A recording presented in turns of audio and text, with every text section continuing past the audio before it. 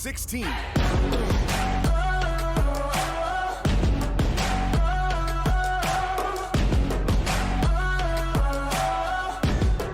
It's my turn now.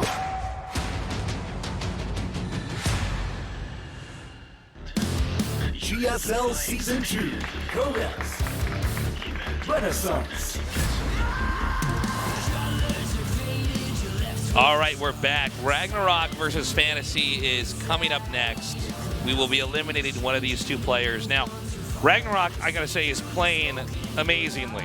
Okay, it's really cool to see him kind of find his stride. FanTaSy, look, Artosis and I are both from StarCraft 1. We're big fans of this guy's play in Brood War, but I don't know if he's prepared to really survive to the round of 8 here with the play he's brought today. I was frankly surprised he made it to the round of 16.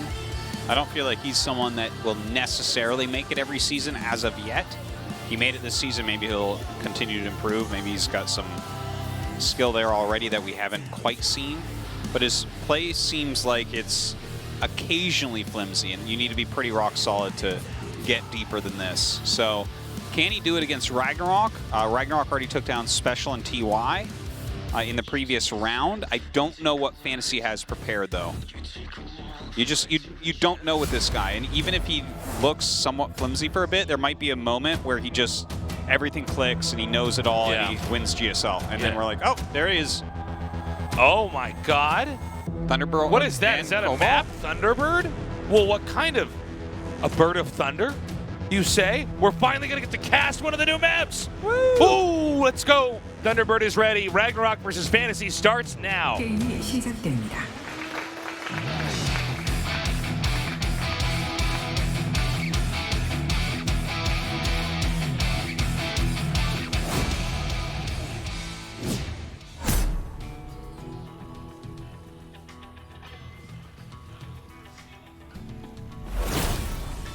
Storm Gaming, RagnaroK.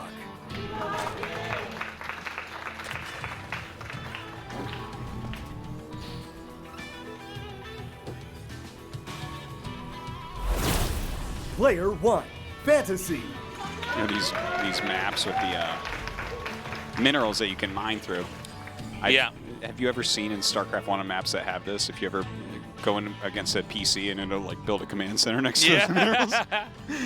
All right, from Canada. Thanks for coming down. Yeah, it looks very so cool. So this was... looks like something a monk would walk across to prove that. Yeah. Some hot coals there. So this is actually, for some of you guys, this might be totally insane looking at this, but this is actually not a totally new concept in StarCraft. This is something from StarCraft 1. The idea is that, you know, obviously with destructible rocks, I mean, there's a certain way that you have to eliminate that, right? You need a big enough army. Minerals can't be destroyed. So what you have to do is send a worker out early, which can change the way, you know, certain builds can be executed. Now, while we've kind of seen how this has impacted StarCraft 1, and by the way, this made for some of the cool strategies in StarCraft 1, so it's cool that we're finally at a point here in StarCraft 2 we can start to do this. And so, see, he's going to send this worker out, create an opening,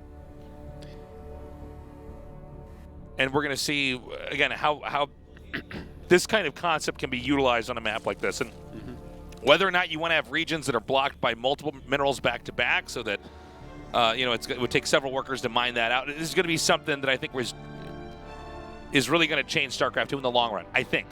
I'm excited about it. I hope that it really plays well. You never know. This is the first big try like this. Like Redshift was similar, but not exactly the same. Yeah, I got to say one thing. With all these different mineral paths, I feel like it's a good map for bad Terran players because they seem to always bring their SCVs with their army, you know? Oh, yeah, that's funny. Okay, so just some light Reaper harassment. We'll see what's coming up next. I wonder if FanTaSy will try any BC builds. Those have been popular. I also wonder if FanTaSy has anything specific for this map. You know, when we would watch the way that FanTaSy would play the game back at StarCraft 1, it was really cool. He bent a lot of the rules of Terran.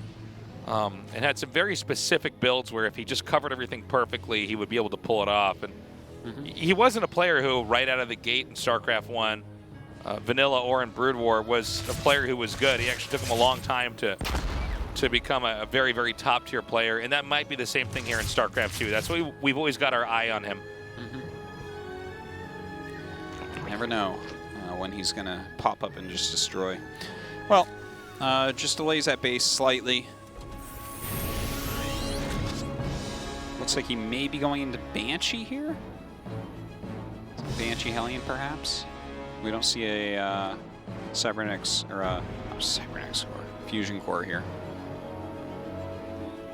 So no no BC, but it does look like Cloak Banshee along with Hellions. I think FanTaSy's relatively likely to go ahead and play with mech here. I like that Overlord speed is of the utmost priority here for RagnaroK. I think that that speaks a lot to his power as a macro player right now.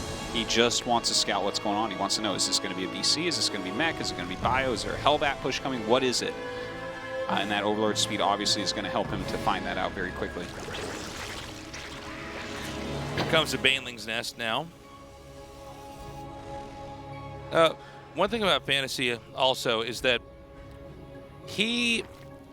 it's weird. He looks occasionally to be much more advanced than other people playing the game, but he's also made some mistakes that were things that he basically should have had sorted out in StarCraft 1. Does that make sense? At least in some of his StarCraft 2 games. I'm not sure where exactly he is in practice, but... Yeah, it's hard to say.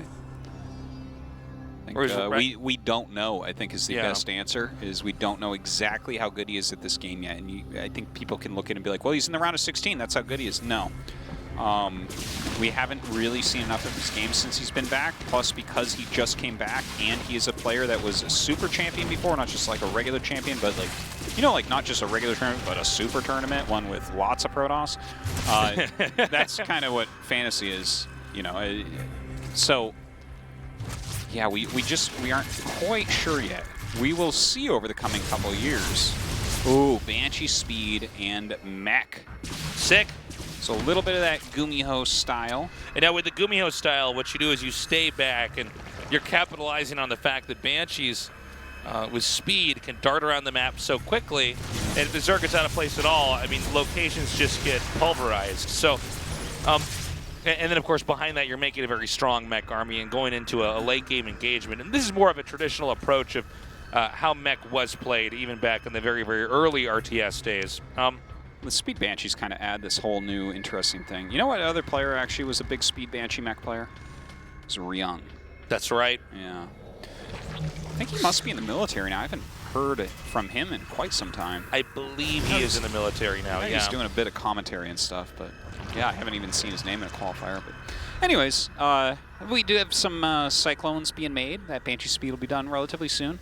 Roaches are being made here from RagnaroK, who's continuing to expand and push his creep. Gotta be careful, you don't want to lose those right before speed's done. You feel like quite the fool. We've actually had some games where the Banshees are eliminated immediately, and it is quite unfortunate. It's like whenever a Banshee dies like 2 seconds before Cloak finishes. Yeah, that's a sad moment. Whoa! We'll never truly get used to the range of that thing. At some moments you think, really? God. Damn. My God. Okay. Speed is almost done now. Yeah, again, RagnaroK's also, I've been talking maybe a little bit too much about FanTaSy here, but RagnaroK's also a player who we kind of remembered him as this cheesy Zerg player. Yeah. And for good reason, he was actually very cheesy. And then he'd occasionally get into situations in games where he'd lose in a situation that kind of didn't make a lot of sense, just for how most of the other games went here. But he's really transitioned into a really healthy macro style, a very good reactionary style. So these are two very unusual players to have here against each other in the round of 16. Feels like we're seeing him do what Lenok did last year, where you're this Zerg that's kind of not doing that well for a long time, kind of overly aggressive, and then suddenly you are one of the best macro Zergs.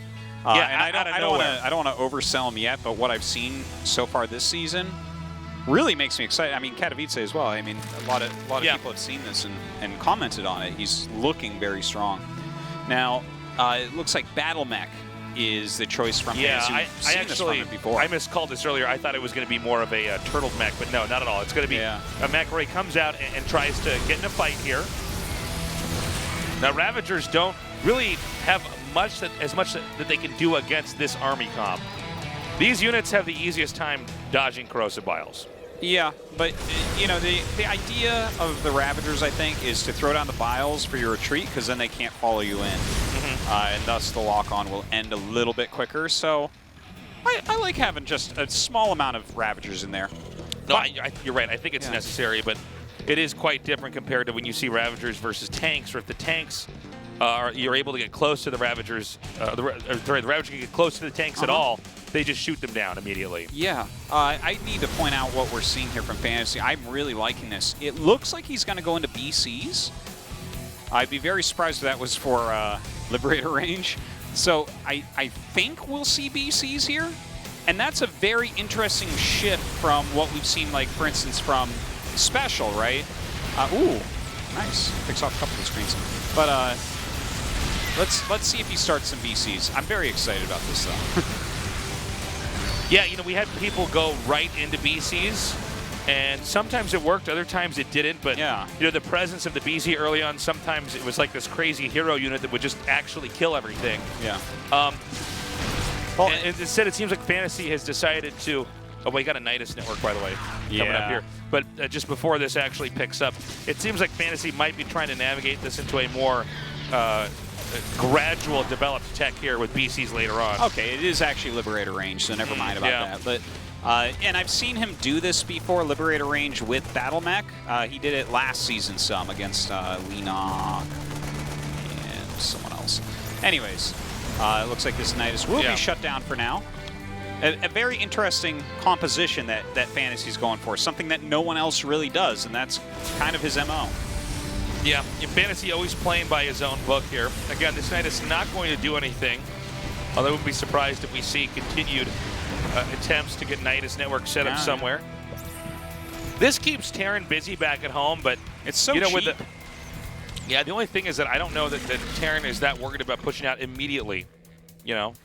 I guess as we hit the max out point, he might try to come out here, but RagnaroK continuing to grow and gobble up the map. His creep spread is not actually that extraordinary, considering that it wasn't like Terran was the most active ever on the map. I think it's not terrible, but yeah, it could be further along. There's no question. And that's something that's important against any composition that you're playing against. Okay, so RagnaroK's starting to push the map a little bit, continuing heavily on upgrades, continuing to pop up Niduses in various places. That's kind of interesting, the way that he's using his Niduses right now. It looks like he might actually be using some of them defensively. Yeah. I'm StarCraft 1-esque if that's the case, because it takes a long time to walk up to this base, so you can just pop out some units. The Nidus network in StarCraft 1 was almost exclusively used as a way to have your army in two locations at once, but almost always for defensive purposes. Yeah. But you know, Blizzard, I think, adjusted the Nidus network to be actually more exciting here in StarCraft 2 is a way for Zerg to actually, you know, pounce with a giant army somewhere else on the map without just having to use a bunch of overlords for a drop here. Instead, you can actually unload an entire army, traffic that through the map. This is funny watching. Look at this. Try to kill These things stuff. are just terrible against air. Look at this. You remember when they first came out and they did so much damage against air that literally we had games where Maru only made Liberators? So, they killed like all the Corruptors after killing the whole ground army. I better get out of here. It's going to be 60 more missiles and then I'm dead. Okay, so a lot of factories being added, command centers as well. Both sides kind of filling out their tech a bit. Yeah, harpooning here on the Liberators. Hydra sniped that down. Kind of nice. Very good abducts so far. We didn't really get to see the takes come into play here until the very end, and Zerg immediately just pulls away before that fight can even happen. Yeah. Oh, does he continue to move forward? Yeah, it looks like he does. Hey, great Corrosive Vials. That's going to take out two of those Liberators right there. Continue to make lots of Hydras here. He's going to have to refill the energy immediately upon those Vipers. Definitely a very important unit to go with the Hydras in a composition like this. So far, FanTaSy hasn't made much of a splash here on the map with his mech, even though he's at the point supply-wise where he's, you know, the goal is no longer to try to turtle out. It's to try to pick fights and see if you can't seize control of the few no man's land expansions on the map, because it was pretty clear that you can cut this map in half diagonally. You see this? Do you see what I see? Yeah, look at that. StarCraft 1 play. That's amazing. Pops in, that pops was out. super cool. Super cool stuff. Really, and I mean, the thing is, the map is making it hard for him to run there. A lot of times, Zerg can just run anywhere when they have that creep spread. RagnaroK's so sick. Oh my god. Yeah, really nicely done. Damn. Look at that. I love it. He's gaining lots of value with all of these moves. It's a little bit less efficient as he sits here and fights a planetary and all these units. Look at this. Okay. That was incredible. Yeah. And then he just runs away. Well, I think he's going to end up losing a bit here, but as long as he's being efficient, and it seems like FanTaSy's supply is dropping a little bit lower over time and not coming up all that quickly. Yeah, well, the Zerg also has a, as far as minerals go, a higher disposable income, but you can kind of balance that out with a low gas amount. We want to watch and see how many more Liberators and tanks are picked up, because that's a, you know, a pretty gas-intensive thing. Where if that starts to thin out, then you're kind of stuck making stuff like Hellions, you know. Doesn't really do as much in the super late game. It's what we'd call a mineral dump. You have the minerals, so you're trying to just throw them somewhere and then try to get some value out of it later on. So making quite a few Vikings at the moment, along with Cyclones. FanTaSy not really gaining ground anywhere. No, not really. With these Broodlords on the way, all these Vipers still out there, a good set of Hydras still as well. Getting a bit nervous for him. I don't know that he's really achieved what he needed, and he hasn't transitioned. You know, you can go Battle Mech for some time and then switch over into a higher tech comp, and I guess he did in a way with the Liberators. But is this going to beat a Broodlord tech? I don't think so. Yeah, and if it is the Broodlord tech, is it going to be too late? I don't know. Hold on. I mean, the Broodlord tech is just good in general. Yeah, he's making some Vikings as like a counterplay to that. But I look at his army, even when it's like maxed out or it's not maxed out, and it looks like a bunch of mid-game units trying to be late-game units. Yeah. You know? Yeah. Well, the Broodlords are going to come down here and tear apart this expansion. The thing is, as far as, you know, both sides giving up locations, because 12 o'clock is taking a lot of damage, just now goes down. It looks like Zerg's already moved into the bottom left, and the Broodlords can actually roam towards the upper right, get a kill. The Cyclone Hellion army is not going to kill everything. This is going to be chased away easy peasy. Yeah. Hydras are just so strong on creep. Yeah, they certainly are. Now, this is the big moment, is, you know, when you get those Broodlords isolated, well, then they're all going to get killed off. Actually, not if he puts a Nidus right underneath this and pops a bunch of Hydras out on top of it, if that's the game plan that he's going for. Look at this, though. The Cyclone's gaining a little bit right there. Okay, good abducts, though. Oh, wow. He's He going to buy enough time. Great play. Oh, does he have anything to come out there? Yeah, he just, no, that's just a Nidus Storm coming up from the ground, trying to see what was going on in this game. I heard RagnaroK's plane just gets killed. Okay, looks like these Broodlords are not having a happy ending here. They're all going to fall, it seems. And yeah, but I think with the damage that RagnaroK did, he's probably fine with this. these constant Niduses I really love. Yeah. Like, we don't see anything there, but what if he did pop units out there? Suddenly a bunch of Hydras pop out and flank, and he's doing this all mid-battle. Well, super cool stuff. Not to mention, as far as you know, structures on the map, Terran has no position at all here. In fact, he's floating buildings to try to reclaim the, I guess you call it the 3 o'clock bases over there. Well, he's trying to pick off some more bases. Obviously something very important for him to do. Okay, good play. Yeah, that's good. That's a little win he needed to have there. Seems like he doesn't, yeah. It's hard to respond quickly enough because these lock-ons deal so much damage. So he's clearing quite a few bases. Look at this. RagnaroK's down to 4 bases and very low on minerals on them overall, whereas FanTaSy has retaken. Wow, well, what an interesting play he's doing with this composition. Like, just running around, sniping things. It felt like well, it feels for sure like it can't win a straight-up battle, but that's not what he's going for, so who cares? Okay. Chases that away. Now, the Broodlord army's up, and this is where, you know, Zerg can basically fight, and Terran either has to give up and run, or you know, try to do some kind of run around. But I think part of the game plan here from RagnaroK might just be to go from location to location, kill everything else that Terran has, because I don't think that Zerg has to try to expand anymore. I think you can actually try to end the game, right? Well, he's going to give this up. Like, it seems like FanTaSy is just kind of killing everything, and yeah, he's losing some bases. But if RagnaroK has no bank, and FanTaSy's still mining some... Yeah, this is so weird. So the one expansion that FanTaSy has that's mining is the center right? Everything else is mined out for FanTaSy, though. Yeah, they're both actually... Well, both of them are barely mining no at this income point. here, yeah. The thing is, I think that the Zerg army Ragnarok finesse truly out more doesn't. kills. Wow, Ragnarok has 17 workers to 47 SCVs. Yeah, almost no bank here also. Oh, no. Oh, that would have been. Oh, my God. Wow, yeah, Wow. no, Okay. that was a good moment. Now, It was 5 of his remaining With- 17 drones. with 6 o'clock gone for Terran, can Zerg simply, even with inferior supply, move a Death Ball army towards either the main or the center right? Well, as long as FanTaSy is on the map, Yeah. I don't think he can, because this No, will kill buildings more quickly than Ragnarok I can. think you're right, Artosis. I think you have to get a battle as Ragnarok. If you can defeat his entire army, that can be a victory. But if FanTaSy runs around you and kills all your extractors and stuff like that, you know, like just gets rid of your buildings, that's the true win condition. Yeah, this is a way a lot of Broodlord players lose, is that they have this army, and you know, there's nothing that makes the Terran have to fight that. You could basically run around it, kill off everything, and then try to run back. There's a whole art form to trying to move a Broodlord army around the map and get into the right spots. And this is a moment where I don't know if we're seeing the very best of that. Oh, Taking a lot of damage here. These Vikings really hurting. Damn. Lots of damage done there. That actually was pretty huge there from Ragnarok. I thought there were a lot more Broodlords are going to be picked off. I did too, when the anti-armor missile came down and everything. Yeah. Now, here we are. Terran's going to have to try to hold this spot. But, you know, Pretty decent split there. yeah, he's kind of chewing his way through this. FanTaSy's still mining, though. See, I mean, Ragnarok's doing a good job. This is what he has to try to win this game, is to get that full-on engagement.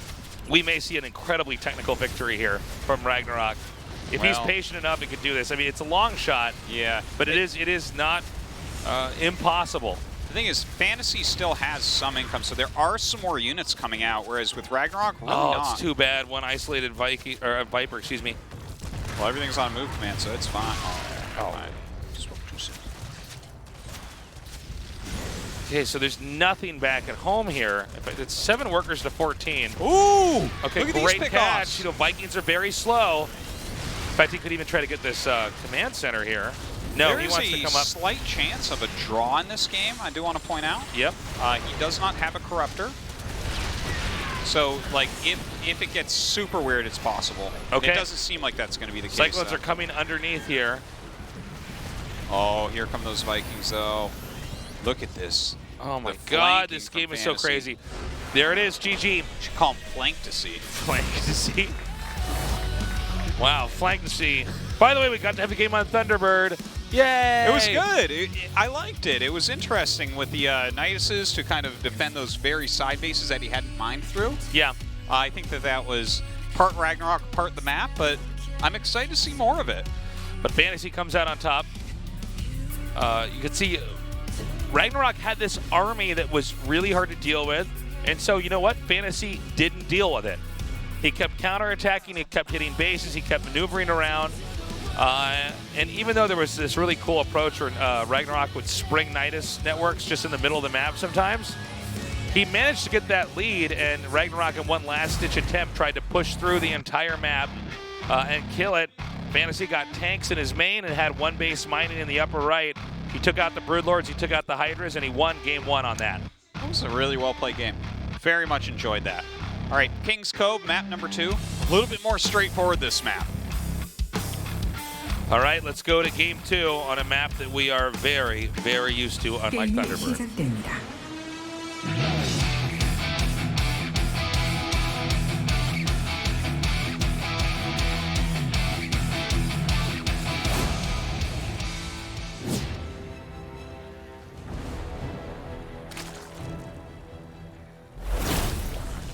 Storm Gaming, RagnaroK. I can't stop thinking about FanTaSy. Yeah. You know that song, Hey Baby, You're My Ecstasy? You're my, yeah. I keep singing that in my head. You're my FanTaSy. Player 1, FanTaSy.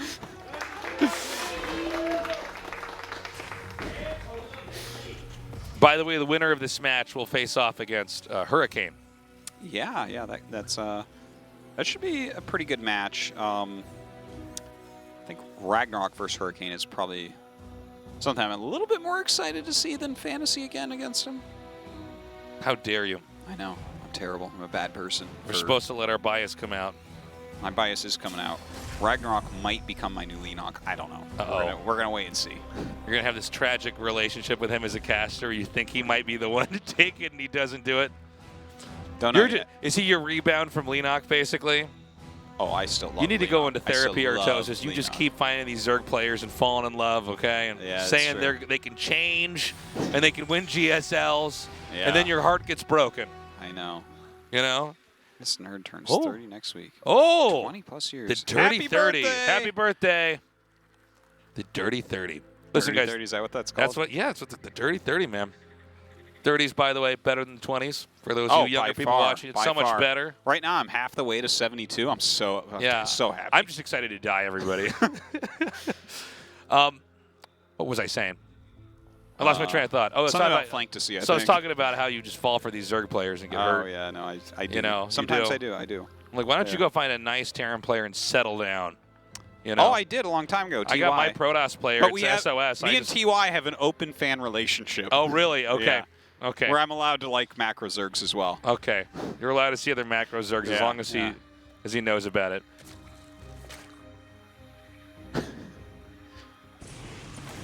Here comes that Reaper into the main. We saw that very cool mech style. We thought it might have been battle cruisers in the first game with FanTaSy and RagnaroK, and then it turned out to be Liberators. Yeah. He really has his own take. The Liberators are actually the least impactful part of that entire build, by the way. They were all shot out of the sky it was interesting. pretty quickly, but it was actually the Hellion Cyclone play that won the end game, which is not normally what wins the end game in mech. Normally that's just sort of this placeholder for aggression and harass. You can tell that his battle mech play has gotten stronger because we did see it before. But yeah, I mean, most of the mechs that I've really thought were showing some great plays had some amount of Cyclone Hellion, but were eventually transitioned. Correct. Wow. That Reaper. Yeah. It's a badass dude, that Reaper. I feel like that's the opening scene for that Reaper to be in a movie. Like, wow, this Reaper means business. Yeah. Uh-oh. Thought you'd forget about me? Look at that. Oh, my God. He's going to get it. He's going to get it! Please! Oh! No way. Oh, wow. All right, we've already built the you got to dive the protagonist and the antagonist here. Oh, no, this is a 90s action film. Never mind. He's going to beat everybody up right away. Oh, my God. Wow. Okay, he did finally get that other queen. The Reaper and his army of Hellions continues to rain terror on the map. Roach How do you know that the Reaper's in charge of the Hellions? Oh, he's for sure in charge. What is maybe it? Those 4 Hellions are all best friends and they're in charge of the Reaper. This is one Hellion in the back. He's the leader, and the Reaper's just the oddball here. No, they're all equals, except for the Reaper. I can't believe how much damage it did back there. Yeah, Not that often we get to see that happen like that. Okay, so an armory's on the way. Cloak, a lot of Hellions. I think it is going to be mech. Seems pretty obvious at this point. But just the Hellbats by themselves are going to be very, very scary. Oh, no. Look at that Reaper. He is the boss. He's so lazy he didn't even attack that. Good. Continue to destroy these eggs. Let's see if those queens are here. Clearing out some overlords here with the Vikings. Look at that, 2 Vikings. Gosh, FanTaSy has such unique playstyle here. Hero. You heard I just called him Hero? I think it's what they called the world? the Reaper Hero, I think is where it came from. I thought, wow, am I just thinking he plays like the player Hero? A different race? He definitely doesn't. Yeah. Just to make that clear for everyone. Nidus. Oh. Speed Banshees. Okay. Here we go. Oh, great cleanup there. Well, at least he knows for sure it's mech. Now, in kind of an odd turn of events, there's a chance that because all the mech is moving out on the map, I think the Nidus might be able to set up inside the main without any pushback. It's funny, too, because he had 2 Vikings, and they didn't find that one Overlord. So there's one Overlord just sitting in the back, and he thinks he's safe because he kind of swept around with the 2 Vikings. It's always the one you miss that causes all the trouble. Well, it wouldn't be the ones you caught because they're dead. It's starting now. Hold on, do we have FanTaSy reacting? I don't think FanTaSy even sees this. He's macroing. He's like, now is a good time to switch add-ons. It's not. Oh, he has no gosh. idea. That's scary. Oh, boy. Oh, second yeah, Nidus. he Oh, blocks it. sick. He's going to be able to make cyclones out of that Nidus.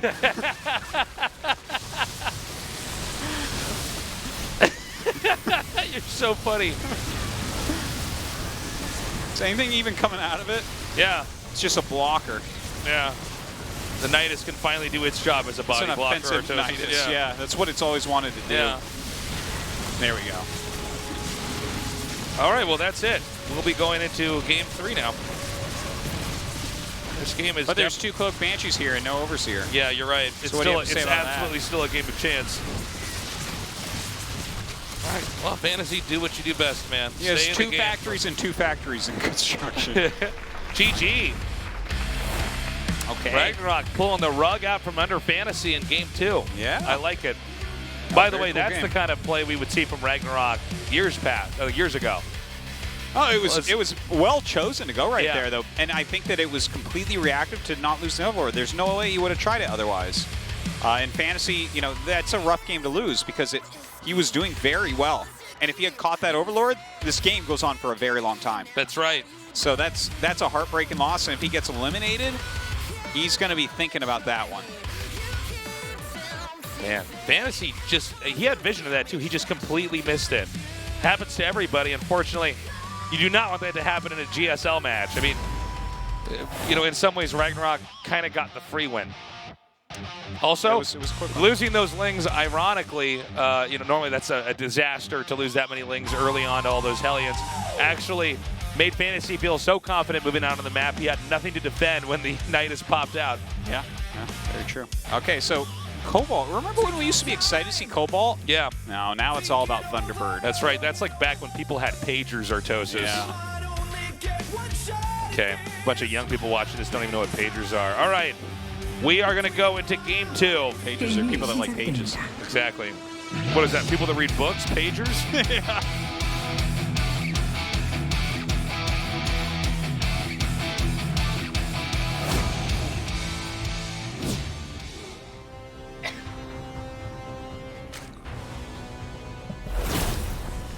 Storm Gaming, RagnaroK. So we got the close by air spawns. It's a 4-player map, our only 4-player map. That's right.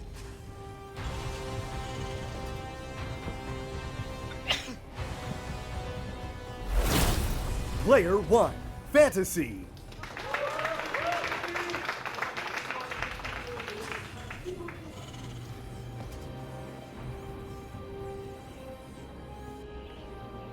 Not sure what to expect. We haven't seen too many games here. Obviously, if Fantasy wants to go for something like Banshees, he's got that close by air path. There's also that island there.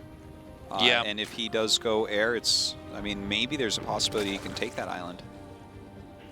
It's trickier to take islands in StarCraft 2. It's tricky. You know, can one thing Nidus about- it pretty easily, right?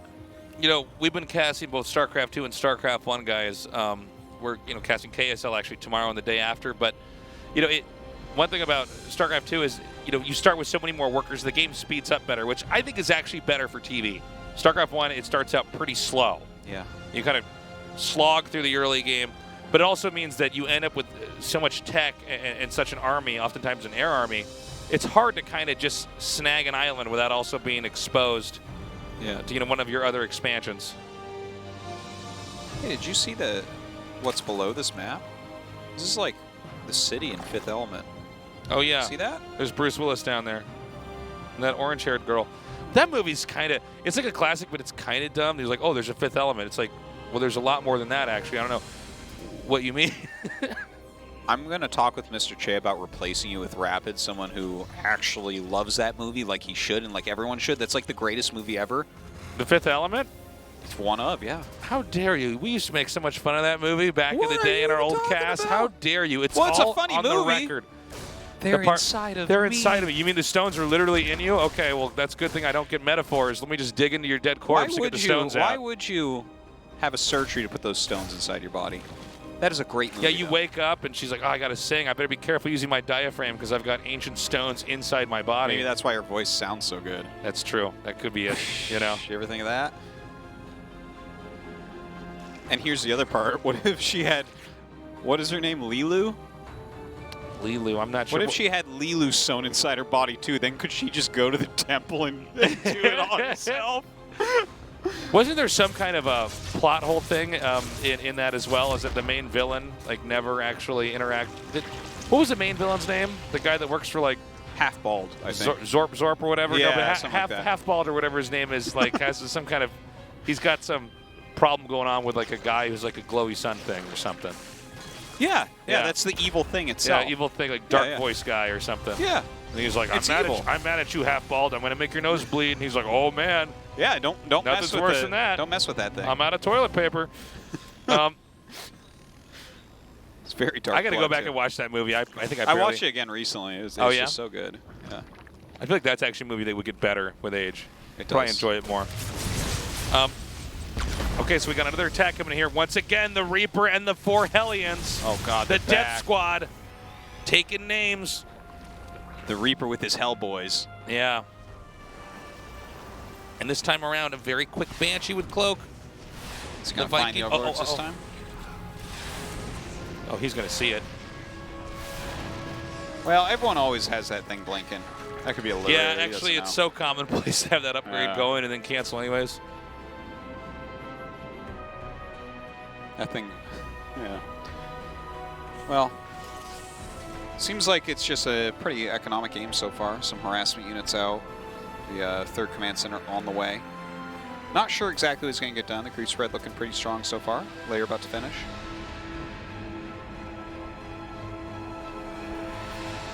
Roaches, more of them coming out now. I don't think we're going to have any early Nidus play this time around. I It's don't kind think of so. a thing you throw out in a best of 3 Yeah. to get them. Nidus play, like aggro Nidus play, basically never works 2 times in a row. No, it Because, should. you know, the player's head is supposed to be in other places. So it looks like Mech here for FanTaSy once again, going for that Banshee speed right now. I love that he just doesn't go bio. Yeah, he's sticking to this, man. Yeah. I love styles like this. What do you think about those roaches in the center chases? I really like him, Artosis. Yeah, they're pretty cool right Yeah. there, aren't they? But what about these that Hellions where the watchtower. minerals are? But the roaches wish they were over here now. Yeah. That's why you don't normally see them in the middle of the map. You know what's funny? Is unless you're cross spawns, that watchtower doesn't have the most power. We used to have a lot of maps that were like this, where the map was so big and there'd be a watchtower there, but it was possibly the least impactful watchtower that you could have in a game. What would you think about them having a watchtower that gave way more vision? Way more vision? I think that's a pretty terrible idea, but But sell it to me. even for a map like this? The thing is, they're like win more, right? If you have map control and then you have the watchtower, it makes your map control more strong. Even if you made them, just for devil's advocate purposes, even if you made them like really hard to control somehow, or there was some kind Like of lava, the floor is lava or something. Yeah, every like 10 that. minutes lava comes up. Oh, I'm It's a down for campaign. that. I'm down for that. Yeah. Anything that will make pro gamers want to veto it, I am down for. How long will we have to have StarCraft 2 out to have maps for lava comes up on the ground every so often? That could would be make for some amazing. good TV, Artosis. It really could. The lava's coming. Everybody, our hype casting Alarms gets so much go better. off. Whoop, whoop, whoop. Lava's coming up for no reason. It makes no sense. Makes perfect sense. Yeah. Our GSL Rapture season would have been the perfect one for Yeah, lava themed. that. We really missed it. Yeah. It's too late now.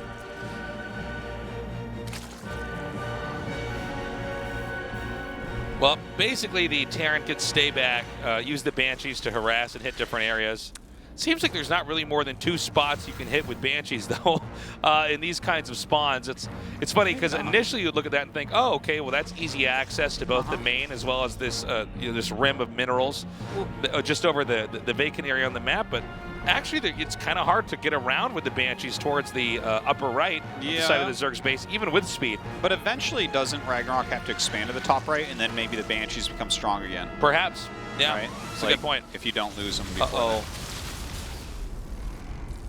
You know, Heroes of the Storm, Artosis? Yeah? Try Hosts of the Swarm. Oh my God. Yeah. He is going to come out now with a lot of them. But Banshees are fast! Yeah, they're pretty good against these. We're fast and invisible. Oof. All right. Well, knocking down the rocks, getting ready to start using these swarm hosts a bit. Oh, those Banshees are really annoying. Look at that. It's actually crazy how much damage they can do. They really can kind of go uncontested. Even Queens on creep, scrambling to try to drive them away. Yeah.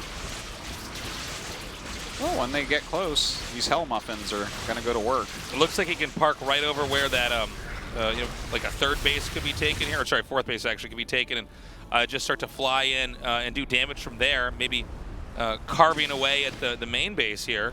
Problem is with Banshees with speed, you need to get enough creep over here to where they can actually come up here and help fight. You know, right now there's actually just no anti-air. Ravagers do not count as anti-air against speed Banshees. No, certainly not. You're never going to hit anything.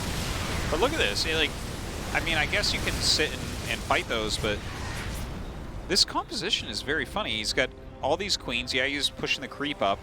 I think the whole plan is to just launch Locust Wave after Locust Wave, but it seems hard to kill people with that nowadays. Well, it also seems like we're getting to the point where if he doesn't start to get to do that now, it's not going to happen. And, you know, even though they're kind of close in that they're both sharing the bottom, they're actually pretty far from each other as far as walking distance.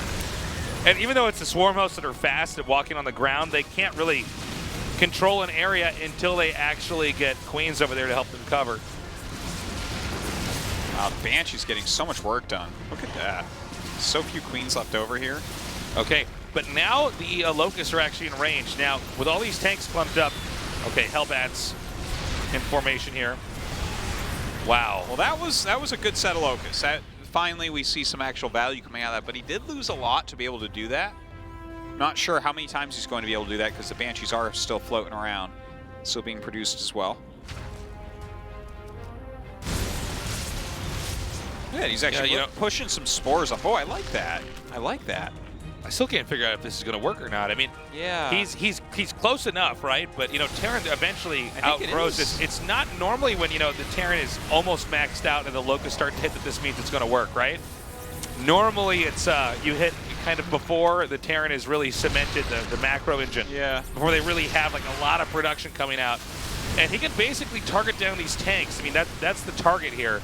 That's the goal, is to kill the tanks, because then there's nothing long range enough to really punish the Zerg. I mean, yeah, Cyclones, you know, they have an excellent after cooldown range attack, but you can always outlast that. Hellions trying to get out on the map. Probably hoping to draw the attention of RagnaroK away. More spores continuing to come up. Just waiting for that next Locust Swarm. Fantasy's got to do something more than this. You can't just send 5 Hellions on the map and that's your answer. Here come the Banshees now. Again, one spore is usually enough to drive away these Banshees. Meanwhile, these Hellions come in here, and there is nothing to defend these workers. Yeah, single queen here. Roaches are running in, but look at this, a lot more damage over on the other side. 2-3 Siege Tanks, Cyclone, Hellbat, Depot.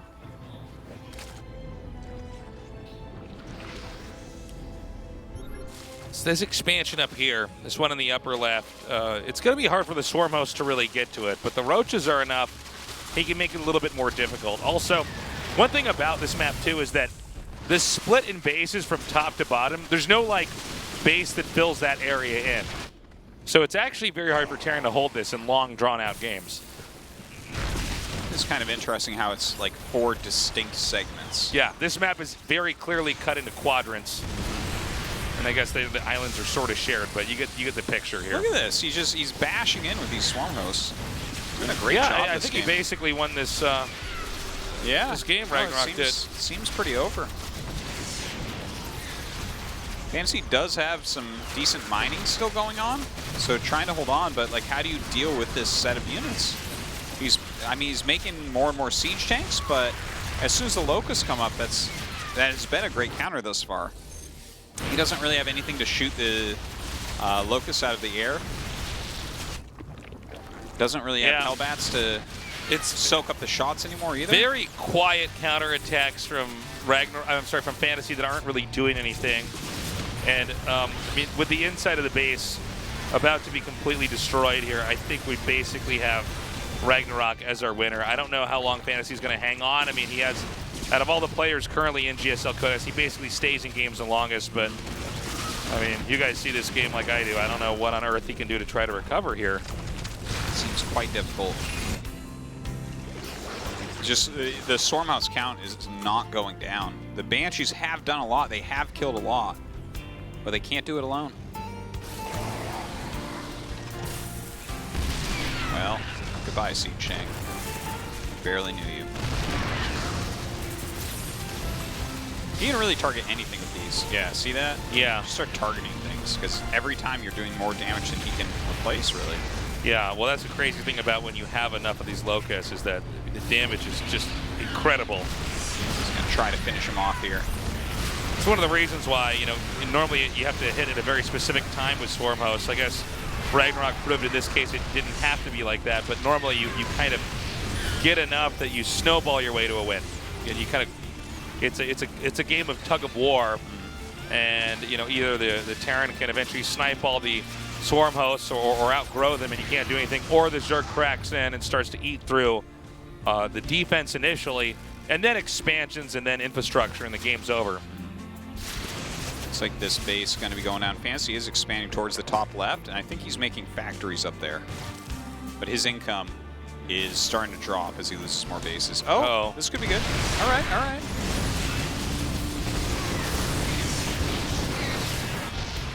So he's driving those Swarm Hosts away.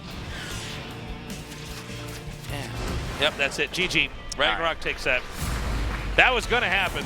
Yeah, yeah. Well, FanTaSy, he gets last in the group, a round of 16. He hasn't been back for that long, and he's playing completely his own style. So I think it's a pretty good result for him overall, even though obviously disappointing.